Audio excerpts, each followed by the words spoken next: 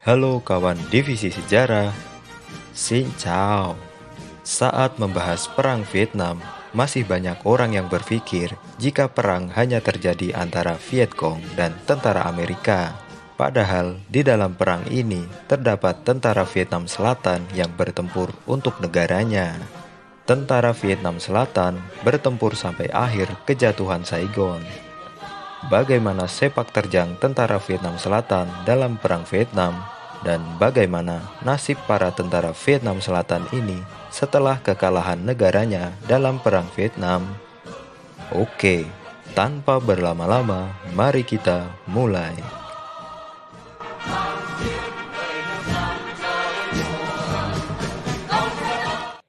Tentara Vietnam Selatan atau biasa disebut Army of the Republic Vietnam adalah tentara resmi yang dimiliki oleh pemerintah Vietnam Selatan dari tahun 1955 hingga kejatuhan Vietnam Selatan tahun 1975. Semuanya bermula setelah Perancis hengkang dari wilayah Indochina dan Vietnam dibagi menjadi dua bagian sesuai perjanjian Jenewa. Tentara Vietnam Selatan ini banyak memakai perlengkapan militer Amerika dan dilatih oleh militer Amerika. Tentara Vietnam Selatan bahkan sudah bertempur sebelum Amerika mengambil alih Perang Vietnam. Banyak media massa Amerika yang menyalahkan tentara Vietnam Selatan karena tidak mau bertempur dan pemalas, serta tidak memiliki keberanian. Namun, itu semua tidak benar. Para veteran tentara Amerika di Vietnam mengakui ketangguhan para tentara Vietnam Selatan ini. Tentara Vietnam Selatan sangat nasionalis dan sangat mencintai negaranya. Mereka lebih menguasai medan tempur, dan para perwira lapangan lebih kompeten. Para tentara Vietnam Selatan ini tulus berjuang demi negaranya. Berbeda dengan tentara Amerika yang kebanyakan datang ke Vietnam karena bayaran yang cukup besar atau tuntutan wajib militer. Banyak para veteran Amerika yang menceritakan bagaimana kisah mereka bersama tentara Vietnam Selatan. Salah satunya diceritakan oleh penasihat militer lintas udara Amerika, Jenderal McCarthy. Ia menceritakan bagaimana pengorbanan dan komitmen para tentara Vietnam Selatan yang tinggi. Ia menyayangkan sikap politik dan media Amerika yang seolah-olah menyalahkan tentara Vietnam Selatan. Lalu, menurut Jenderal Creighton Abrams, tentara Vietnam Selatan membunuh lebih banyak musuh daripada pasukan gabungan selama Perang Vietnam. Namun, sangat disayangkan, ketika para tentaranya bertempur dengan gagah berani untuk negara, pejabat pemerintahan dan petinggi militer banyak melakukan korupsi dan jabatan tinggi banyak diisi oleh orang-orang yang tidak kompeten. Pihak Amerika pun menyadari hal ini dan tidak bisa berbuat banyak.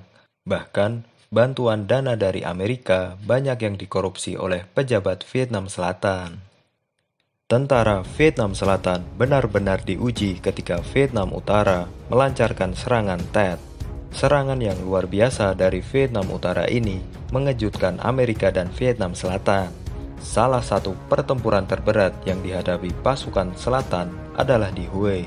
Selama sebulan, pasukan Selatan terus mempertahankan Hue dari gempuran Utara. Namun, seperti yang sudah Anda tahu, serangan Tet ini mengubah pandangan politik Amerika mengenai Perang Vietnam, dan akhirnya Amerika secara bertahap mulai mengurangi intervensinya di Vietnam dan perlahan menarik pasukannya.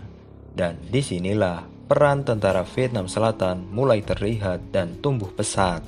Kemampuan pasukan Vietnam Selatan kembali diuji saat serangan Paskah yang dilancarkan Vietnam Utara tahun 1972. Serangan Paskah ini merupakan serangan besar-besaran Vietnam Utara ke wilayah selatan.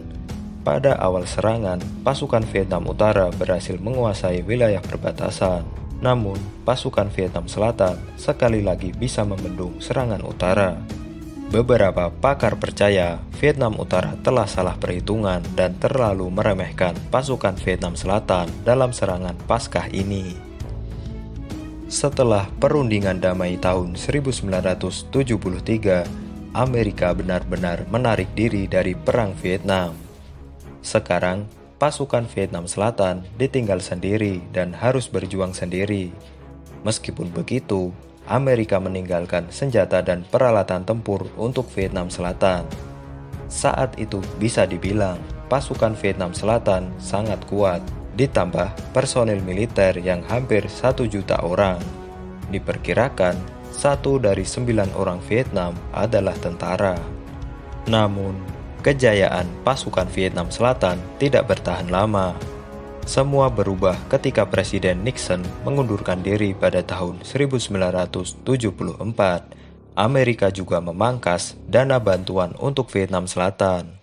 Para pakar percaya berkurangnya bantuan dana dari Amerika ini berkontribusi pada kekalahan Vietnam Selatan. Pada akhirnya, Amerika benar-benar meninggalkan Vietnam Selatan. Pemerintahan baru bahkan mengatakan sudah tidak terikat dengan Vietnam.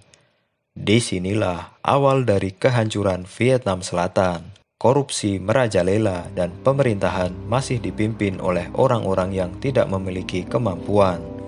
Hal ini diperparah dengan kacaunya rantai komando militer dan para petinggi militer tidak memiliki kemampuan dan kepemimpinan yang sangat buruk. Menjelang kejatuhan Saigon, sebenarnya para tentara Vietnam Selatan masih memiliki semangat yang tinggi untuk melawan utara. Namun, pemerintahan yang gagal dan kurangnya amunisi dan bahan bakar membuat militer Vietnam Selatan benar-benar berada dalam titik terendah. Jatuhnya Hue pada April 1975 menjadi awal kekalahan Vietnam Selatan. Tentara Vietnam Utara terus melaju ke selatan. Di tengah keterbatasan dan hancurnya rantai komando, tentara Vietnam Selatan masih mampu memberikan perlawanan. Tentara dari divisi ke-18 tetap bertahan di Xuan Loc yang menjadi benteng pertahanan terakhir Saigon. Pasukan Vietnam Selatan terus bertempur sampai 11 hari dan memberikan kerugian cukup besar bagi Vietnam Utara. Sebelum akhirnya mereka mundur ke Saigon. Sisa tentara Vietnam Selatan akhirnya terkepung di kota Saigon. Tanpa komandan dan amunisi, para tentara Vietnam Selatan tetap bertempur sampai titik darah penghabisan. Sangat disayangkan, ketika para tentara Vietnam Selatan ini berjuang sampai akhir, para petinggi militer malah kabur keluar dari negara atau bunuh diri. Tanpa ada harapan lagi, akhirnya tentara Vietnam Selatan menyerah kepada utara. Setidaknya, perlawanan para tentara Vietnam Selatan ini memberi sedikit waktu bagi penduduk sipil untuk meninggalkan negara Vietnam. Amerika berhasil membantu mengevakuasi ribuan penduduk Vietnam Selatan dengan helikopter. Setelah kalah, sisa-sisa tentara ini ditangkap dan dimasukkan ke dalam kamp tahanan yang disebut kamp reedukasi. Beberapa orang menyebutnya gulag dari Vietnam. Menurut kesaksian para pengungsi, banyak tentara yang dieksekusi karena melawan. Beberapa tentara yang berhasil lolos kabur dari negara itu. Sebagai tentara, mereka telah menunjukkan keberanian dan tanggung jawab untuk melindungi rakyat dan negara. Pengorbanan para tentara Vietnam Selatan akan selalu diingat oleh penduduk Vietnam Selatan yang berhasil melarikan diri dari Vietnam. Jutaan orang Vietnam lari dari negara itu setelah berkuasanya rezim komunis. Beberapa lari ke Thailand melewati darat, dan beberapa lagi menaiki kapal ke selatan, bahkan sampai ke Indonesia. Para pelarian Vietnam ini ditampung di Pulau Galang oleh pemerintah Indonesia sampai sekitar tahun 1996. Nah, itulah tadi kisah tentara Vietnam Selatan yang terlupakan. Semoga bermanfaat.